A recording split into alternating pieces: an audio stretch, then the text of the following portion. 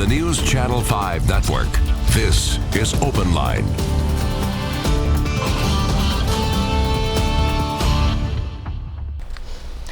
Good evening and welcome to Open Line tonight. I'm Matthew Torres. We are talking about a topic that unfortunately has made news more than ever lately, and that is school shootings. But more particularly, we're talking about how to talk to your kids about school shootings. So we want to hear from you. If you have any questions, we do have an expert with us here today. We have Dr. Anna Settle. She is a psychologist here, plenty of experience. But also, if you have an experience or just have any topics that you want to discuss, you can call that number on your screen, 615-767+. Of course, we'll be here for the next hour, so feel free, don't hesitate to call us. So again, Dr. Settle, thank you so much for being here.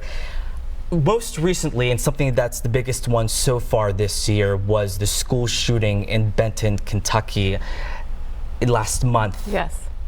Someone in your position, and even your mom as well, when you heard that 2 students were killed out of 20 who were injured, what went through your mind?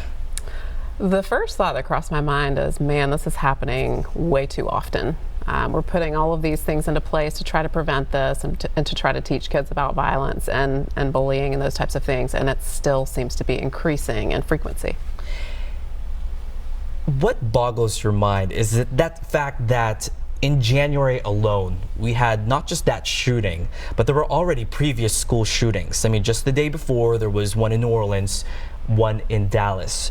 Do you see this getting any better? You know, so the first question, what boggles my mind, is just how normalizing it's become. You know, like it's just happening so frequently, and students are, you know, the news covers it for a day or two and then it just turns into something else. It's old news, and students are really just not that affected when they hear about it on the news anymore. Of course, the students in the schools are very affected by it, but it just seems like that it's just becoming a common occurrence, and we just aren't reacting to it in the same way that we used to. Can you take us back to when you started helping parents help their kids get through something like this? Do you remember when that was? Are you talking about with school shootings? Yeah. Yeah. So, I mean, here in Nashville, because it wasn't too far from Kentucky, I had parents coming in that were gravely concerned about the school system here and questioning, you know, well, my son or my daughter has a mental health diagnosis. Am I missing anything? Are there signs that I should be looking for? So that certainly happened more recently.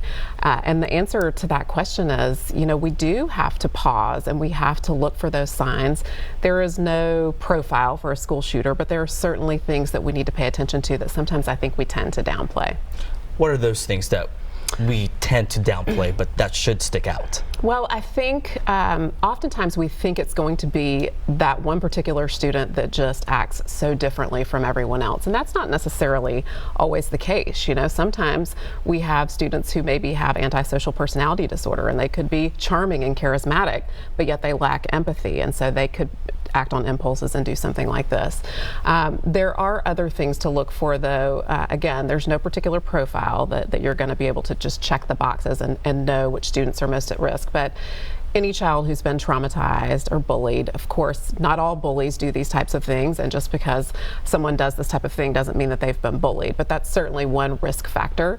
Another is, like I mentioned, somebody who has sort of those antisocial tendencies, the students who maybe are cruel to animals, or they've mentioned things like, I think in this case in Kentucky, there was some report, I don't know if it's true or not, but the guy the shooter mentioned that he wanted to join the mafia. Oftentimes shooters will quote movies, you know, like Natural Born Killers or some other sort of violent movie. So if there are any of those types of discussions going on that peers hear about, certainly cause for concern. And then another is any sort of psychosis. So if somebody is experiencing hallucinations or delusions, if there's any sort of, we call it schizophrenia or schizoaffective disorder, where somebody is acting a little bit off and there's been a mood swing, then there's also cause for concern there. So if a parent recognizes those signs and they do seek help, they come to you, what are the next steps following that? Well, as a psychologist in private practice, I can't do anything unless I have someone tell me that they are going to do something. So that's where the school system is so important. That's where the parents and the peers and the friends of the peer, or the parents of the peers, are so important in identifying these people. So in schools, they have behavioral assessment teams that look for students that may be at risk. This is happening a little more frequently, but not every school has them. But that would include a multidisciplinary team of, law enforcement, a psychologist, personnel, teachers, other peers in the school that maybe are good at identifying people who may be at risk. So those kinds of things are helpful. But again, just because somebody comes in for mental health treatment, it doesn't mean that their psychologist or psychiatrist is going to be able to walk into the school and say, "Hey, everyone, pay attention. This patient of mine is at risk." So it requires, like you said, everyone from that school to at least pay attention and hopefully focus in and identify some of these signs. I just want to mention as well, officially in Benton, Kentucky, they have not actually released the name of this 15-year-old suspect, despite people there saying they know who it is. Again, this is a very small and tight-knit community in Marshall County. Officially, they have not released the name, but that is obviously something that I'm sure people replay in their heads. When we covered it, I was there in Benton, Kentucky. We spoke to students who were there, either were there in the Commons area and witnessed the shooting, or even heard the shooting. And what got to me every single time is they said they keep replaying the sound of the gunshots. It's very traumatizing. How traumatizing and the damaging or even lasting effects of not even being in that same room and hearing this. What are the lasting effects? I mean, anytime that you fear for your life, there are going to be lasting effects. That's, the root of trauma and PTSD. Not all of these students are going to develop PTSD. There will be some that likely will. But anytime that you fear that you're going to die, or you fear that someone near you is going to die, and then in fact you see that happen, it's very traumatizing. How do you help them? That's a very broad question, but how do you get them, hopefully, out of that kind of rut or even nightmarish situation? Right. Well, initially, you just got to listen to them, because what they experienced is so traumatizing, and so they are going to have nightmares, and they are going to be afraid of going to school. They are going to feel unsafe or be afraid of going in places where it looks similar to the environment where the shooting happened. So as parents and as administrators and as counselors coming in, we just have to make sure that we're listening to them, that we're not telling them it's not going to happen again, that we're honest with them, but that we're also saying, look, we're doing everything we can to make this a safe place for you. And also making sure that home is a safe place, that extracurricular activities continue, try to sort of keep the normalcy and make that a safe place for them too.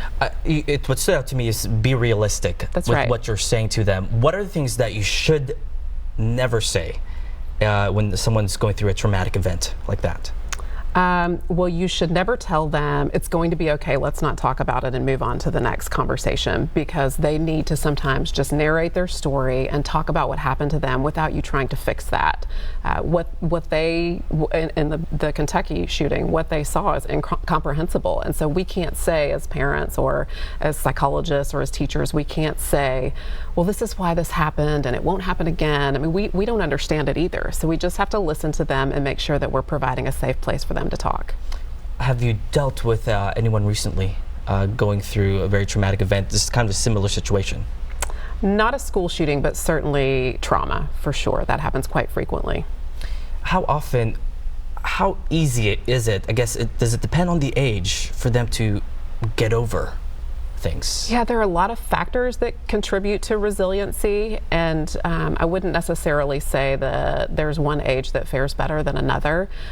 Certainly younger children, and I'm talking about 6 and under, tend to sort of see this as not really long-term, so we need to have the news off. We don't need to let them watch that. It's just their cognitive development. They see something happening or they hear about death and they don't really perceive that it's going to be a long-term situation.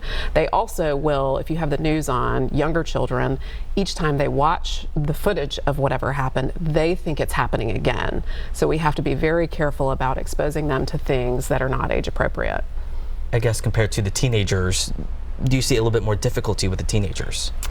Well, the teenagers certainly grasp the reality of what has happened, and they also know the potential of it happening to them or in their own school. So yes, their formal thought process is much more developed, and they understand that the world can be risky. All right.